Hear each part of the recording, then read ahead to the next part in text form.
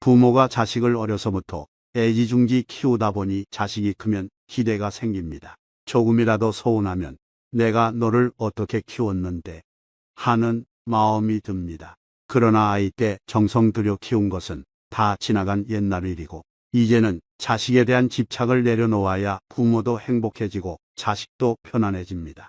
또 그것이 자식을 효자로 만드는 길이기도 합니다.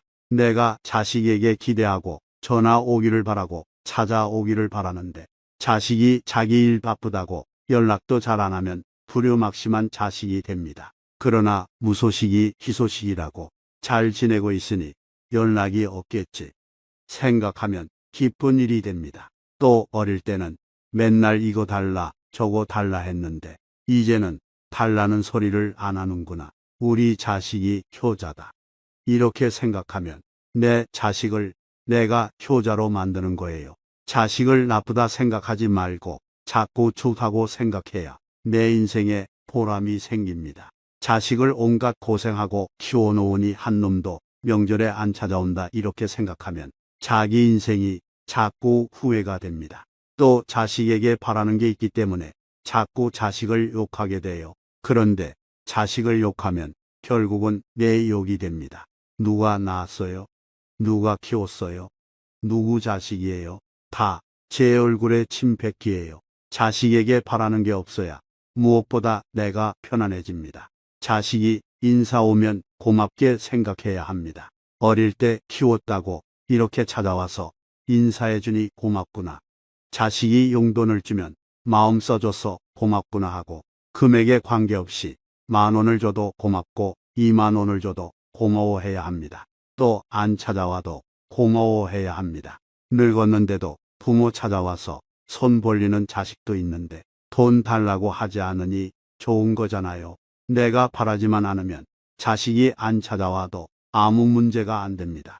저희들끼리 잘 산다는 얘기니까 섭섭해할 게 없어요. 자식은 나이가 들면 독립시켜서 내보내는 게 자연의 이치입니다. 새가 새끼를 낳아서 날려보냈는데 나중에 어미 새가 자식이 안 찾아온다고 원망하지 않습니다. 돼지도 새끼 낳고 소도 새끼 낳고 개도 새끼 낳아 키워도 새끼를 원망하는 경우는 없어요. 자식을 독립시키려면 부모가 중심이 서야 합니다. 자식을 낳으면 고등학교까지 공부를 시키고 여유가 있으면 대학까지 지원해 줄 수는 있지만 가능하면 자기 힘으로 다니도록 하는 게 좋습니다. 직장에 다니면서 스스로 벌어서 신혼 살림도 마련해 가도록 해주는 게 진짜 자식을 위하는 길입니다. 자식 결혼하는데 집을 구해준다, 뭘 사준다 하면 부모 보기에 좋아 보일 뿐이지 자식의 먼 장래에 꼭 좋다고 볼 수가 없습니다.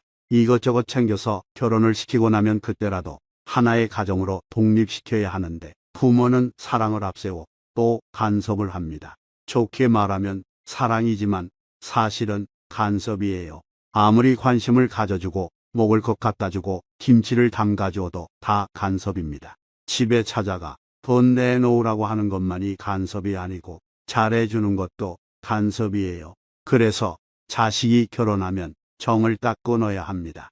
그렇지 않으면 계속 자식에 대한 기대와 집착으로 괴로워집니다. 손주를 봐줄 때도 집착하면 나중에 갈등이 생깁니다.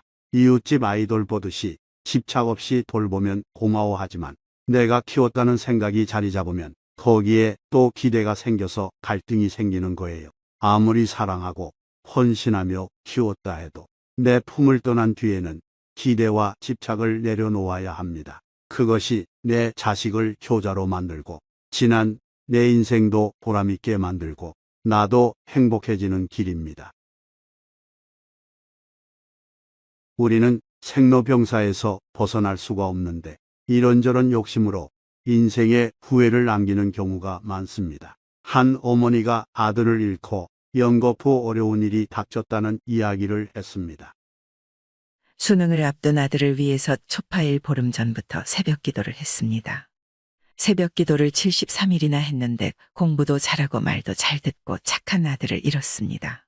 그 아들이 간 뒤 작은 아이의 발이 골절되었고 신호대 기하고 있다가 다른 차가 제 차를 쳤는데 이리 엉키더니 제가 가해자가 돼버렸어요. 아이 잃은 것도 힘든데 이렇게 억장이 무너지는 일이 왜 연거푸 벌어지는지 모르겠습니다. 이 어머니는 아들의 입시를 위해 공부 잘하라고 좋은 대학 가라고 기도했습니다. 그러나 이 아이가 죽을 줄 알았다면 공부가 문제가 아니라 죽지 말고 건강하라고 기도했겠지요. 그러니까 자식이 살아있으면 그것이 얼마나 감사한 것인지 모르고 좋은 대학을 가느냐 못 가느냐를 가지고 욕심을 냅니다. 그런데 자식이 죽고 보니 공부 잘하고 못하고 좋은 대학 가고 안 가고 그런 게 하등 중요한 문제가 아니잖아요. 정말 자식을 생각하는 엄마라면 어떻게 기도해야 할까요? 우리 아이가 살아있어서 감사합니다. 아이가 살아만 있다면 저는 다른 건 아무것도 바라지 않습니다. 그러나 이미 일어난 일은 되돌릴 수가 없습니다. 말도 잘 듣고 착한 아이였으니 좋은 곳에 갔을 거라는 믿음을 갖고 보내야 합니다. 우리 아이는 착하게 살아서 좋은데 빨리 갔겠구나. 이렇게 생각하는 겁니다. 울고불고 보고 싶어 하면 아이가 엄마 때문에 갈 수가 없으니까 지금이라도 좋은데 빨리 가라고 기도해 줘야 합니다. 그리고 작은 아이의 다리가 부러진 건 천만다행이잖아요. 첫째는 죽었는데 둘째는 다리만 부러지고 살아있으니 다행이잖아요. 감사합니다. 다리만 부러지고 살았으니 천만다행입니다. 이렇게 넘어가면 되겠죠. 자식의 다리가 부러진 걸 두고도 흔들림이 없으면 교통사고 나서 손해 좀 본 것은 자식 다리 부러진 거에 비하면 아무 일도 아니잖아요. 아이를 잃은 일에 비하면 차를 좀 긁힌 것은 아무 일도 아니니까 앞에 일을 겪으면서 얻은 교훈으로 뒤질은 빙긋이 웃을 수 있잖아요. 내가 죽거나 다리가 부러질 게 차가 뒤에서 박는 걸로 끝났구나. 좀 긁히는 걸로 액땜했구나. 이렇게 생각하면 별게 아니에요. 그러니 아무 문제가 없다는 겁니다. 연달아서 4번의 죽음을 받아야 할 것을 한 번만 받고 나머지는 하나씩 감해서 갈수록 사건이 작아졌잖아요.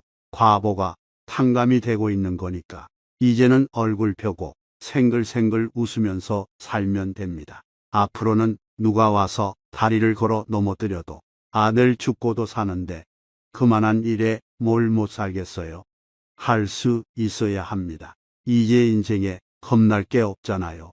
아들 죽고도 싱글싱글 웃고 사는데 재산이 날아간다고 못 살겠어요. 집에 불이 난다고 못 살겠어요.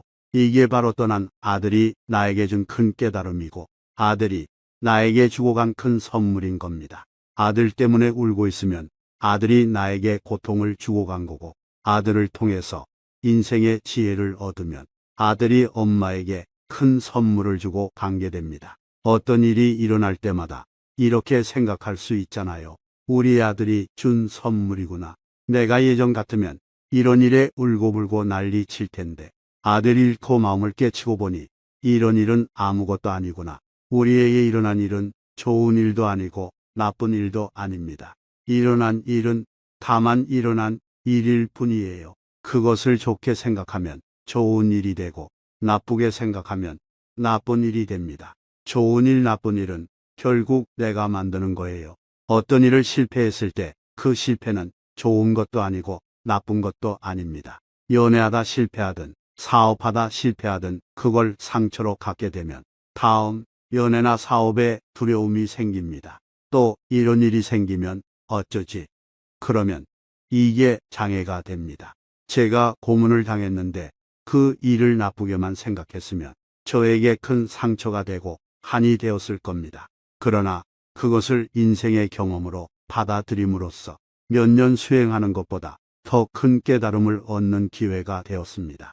대부분의 사람은 경험한 것을 주로 상처로 간직하고 있습니다. 그래서 삶이 고달픈 거예요. 어떤 경험을 했든 그것을 항상 교훈으로 삼아서 자산으로 만드는 게 중요합니다.